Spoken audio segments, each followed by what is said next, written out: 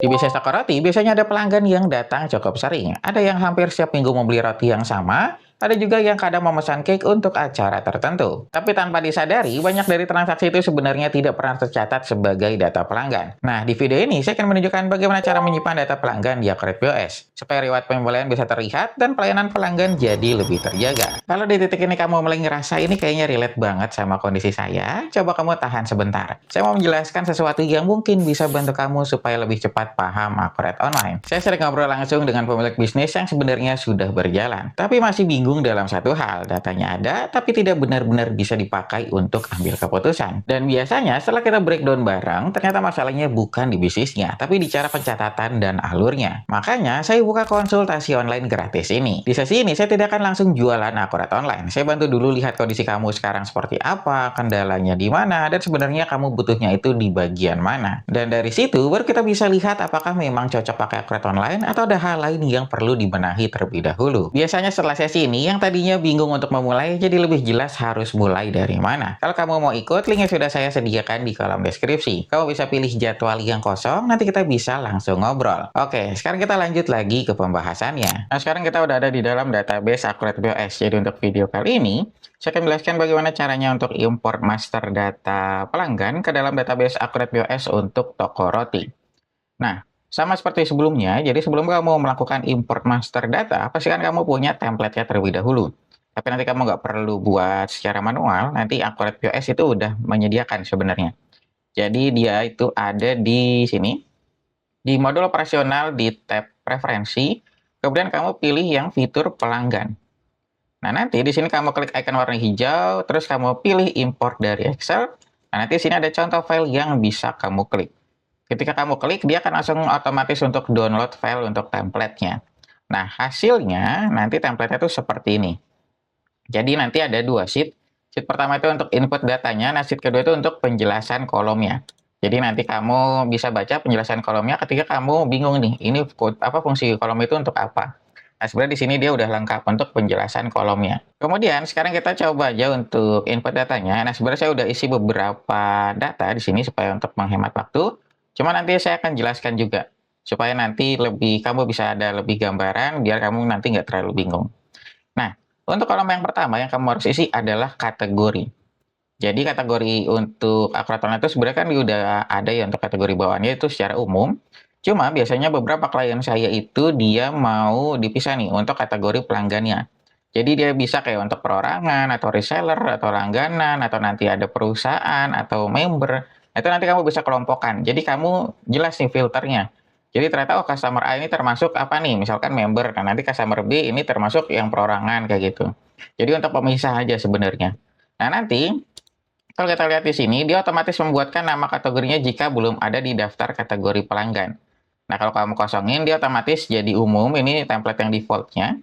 Jadi kamu nggak perlu nambahin dulu si kategori ini ke dalam database-nya. Jadi nanti dia akan otomatis membuatkan nama kategorinya. Kayak gitu. Nah, kemudian kita lanjut lagi di ID pelanggan. ID pelanggan ini adalah untuk nomor identifikasi aja sebenarnya. Jadi untuk pemisah aja antara pelanggan 1, pelanggan 2. Nah, takutnya kan dia ada nama pelanggannya itu agak mirip-mirip. Nah, itu nanti untuk pemisah itu dari si ID pelanggan ini. Kayak gitu. Jadi nanti kamu tinggal sesuaikan aja ID pelanggannya itu apa. Dan ini saya contohnya kayak gini untuk ID-nya. Kemudian kita tinggal masukin namanya. Kolom yang ketiga adalah kolom nama. Nah, ini nanti kamu tinggal masukin nama customer-nya. Kemudian kita masuk ke bagian alamat. Dan ini untuk kontaknya juga sebenarnya. Jadi nanti kamu bisa masukin kontaknya, terus nomor telepon bisnis, nomor handphone, nomor fax, email, website, dan mata uang usaha. Nah, ini nanti kalau kita lihat di Akret POS-nya, dia akan muncul di sini. Kayak gitu, dia akan langsung muncul di sini. Nah, nanti kamu tinggal sesuaikan aja, kamu isi sesuai dengan kebutuhan. Kemudian kita masuk ke saldo awalnya. Jadi nanti di Akret POS itu kan nanti kamu harus tentukan dulu nih, kamu mau mulai pembukaan itu mau per tanggal berapa. Misalkan kamu mau per tanggal 1 Januari. Nah, kamu nanti harus hitung nih saldo akhir per tanggal 31 Desember. Nah, saldo akhir itu yang nantinya akan kamu jadikan saldo awal di dalam Akret POS ataupun Akret online. Dia sama tuh nanti. Jadi nanti kamu tentukan kayak gitu. Jadi nanti kamu hitung dulu semua saldonya, baru nanti kamu masukin. Nah, nanti di sini, nah ini biasanya beda agak keliru di sini nih. Dia ada saldo awal per tanggal sama saldo awal. Jadi saldo awal per tanggal itu dia untuk tanggalnya. Jadi kita ini per tanggal berapa mulainya. Nah, ini saya contohnya itu tanggal 1 Mei. Nah, dia masuknya di sini, terus saldo awal di sini, dia itu untuk nilainya. Jadi nilai saldo awal itu berapa? Nah, ini saya contoh udah masukin nih beberapa nilai saldo awal. Nah, nanti dia akan muncul seperti ini. Kemudian selanjutnya kita ada mata uang. Mata uang di sini karena saya mengisinya dengan atau menggunakan rupiah, jadi saya isinya IDR seperti ini. Jadi nanti kamu tinggal isi aja mata uangnya apa, terus nanti kalau misalkan kamu ada multi mata uang, kamu masukin juga untuk kurs saldonya. Jadi nanti kamu ini sifatnya opsional untuk yang mata uang asing ini. Kemudian nanti kamu masukin nomor faktur saldonya. Jadi misalkan ternyata kamu masih ada beberapa transaksi yang menggantung atas pelanggan tersebut, nanti kamu buat beberapa data. Jadi nanti kamu masukin nomor invoice-nya berapa, nah nanti kamu masukin di sini. Untuk di bagian nomor faktur saldonya. Nah, sekarang kita lanjut lagi ke bagian cabang saldo. Seperti yang sebelumnya saya bilang, kalau kamu ada kata kunci cabang, ini itu akan digunakan ketika kamu menggunakan fitur add-on untuk multi branch. Tapi kalau misalkan ternyata kamu nggak pakai add-on tersebut, nanti kamu bisa lewatin aja. Kalau yang ada kata kunci cabangnya.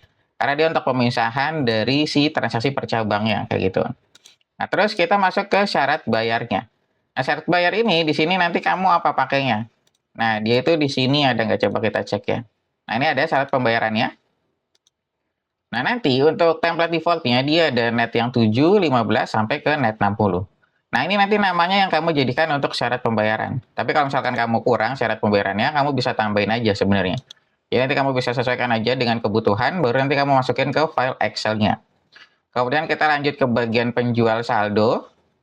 Nah, penjual saldo ini adalah untuk nama salesnya. Jadi misalkan, oh ternyata si pelanggan ini sebelumnya itu udah di-handle sama siapa. Nanti kamu tinggal masukin di bagian kolom yang penjual saldo ini.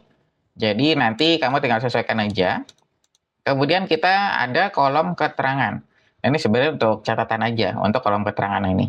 Nah, dia udah satu paket, ini untuk bagian saldo awal, nanti kamu tinggal sesuaikan aja. Kurang lebih nanti gambarannya kayak gitu. Nah, terus kita lanjut lagi, sekarang kita masuk ke kolom tambahan. Kolom tambahan di sini kita ada karakter sampai ke tanggal. Jadi nanti kamu bisa menambahkan beberapa kolom yang dibutuhkan. Cuma ini sifatnya opsional. Jadi ini bisa kamu gunakan ketika kamu kira-kira, oh ternyata kolomnya kurang nih. Kamu butuh tambahan kolom untuk memunculkan informasi tambahan contohnya. Nah, nanti kamu bisa pakai kolom tambahan. Cuma dia kalau kamu nggak pakai, kamu bisa lewatin aja. Sekarang kita lanjut lagi.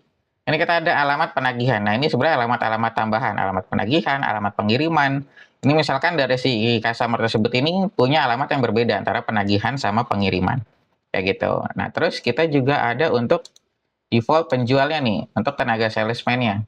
Nah, ini nanti kamu bisa masukin sampai ke informasi pajaknya. Nah, untuk informasi pajak di sini, sebenarnya penjelasannya lumayan agak panjang. Nanti kamu bisa sambil baca aja. Nah, nanti kamu tinggal sesuaikan aja dengan kebutuhan. Sekarang kita lanjut lagi. Nah, terakhir, ini hanya beberapa informasi tambahan aja sebenarnya. Jadi dipakai di cabang mana, terus nanti ada default deskripsi, terus ini konsinyasi atau enggak. Terus nanti kamu bisa mapping beberapa akun untuk si pelanggan tersebut. Kayak akun piutang, akun uang muka, akun penjualan, sampai akun yang lainnya. Kayak gitu. Nah, terakhir, nanti kita ada kayak untuk ini untuk nilai umur piutang, terus nanti jumlah limitnya, sampai ke yang lain-lain. Nanti kamu tinggal isi aja sesuai dengan kebutuhan. Nah, contohnya ini kita udah oke, ini kita tinggal simpan. Nah, nanti sekarang kita coba untuk upload. Nah, uploadnya sebentar saya close dulu. Kita mulai dari sini ke modul operasional, terus kita masuk ke fitur pelanggan. Kamu masuknya ke tab preferensi ya, karena di sini ada dua tab. Nanti kamu masuk ke sini. Kita pilih yang fitur pelanggan. Kita klik icon yang warna hijau, import data dari Excel. Nah, baru kita upload. Nah, nanti kita pilih yang master data, yang pelanggan. Kita unggah.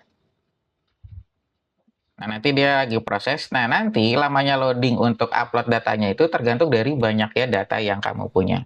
Nah, ini dia langsung nanti masuk ke pemetaan kolom data. Jadi karena kita pakai template dari Accurate POS, dia otomatis langsung membaca kolom-kolomnya. Jadi udah sesuai dia. Nah, terus kamu tinggal klik lanjutkan. Nah, nanti kamu bisa cek nih informasi apa yang udah kamu input. Nanti dia akan masuk di sini. Baru kita lanjutkan lagi. Nah, ini yang tadi saya bilang. Lamanya loading di sini tergantung dari banyaknya data yang kamu punya. Semakin banyak, dia akan semakin lama juga. Nah, ini tadi yang saya bilang nih, dia udah masuk untuk si nama pelanggannya. Jadi ada Andi Pratama, terus nanti beserta dengan nilai piutangnya, dia udah masuk semua di sini. Terus kalau kita lihat di laporan piutangnya, ini kita juga udah ada.